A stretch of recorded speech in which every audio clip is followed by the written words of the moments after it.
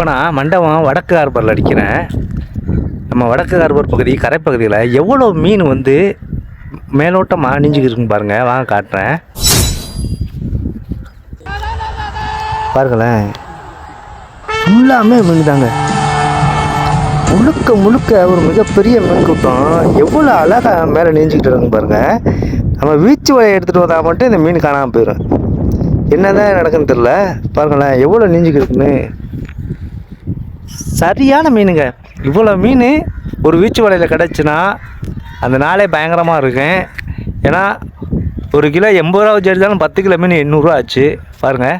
ஆனால் வீச்சு வலையை கொண்டு வந்தால் அந்த மீன் இருக்காது, ஓடிடும். முடிச்சு விட்டீங்க போங்க.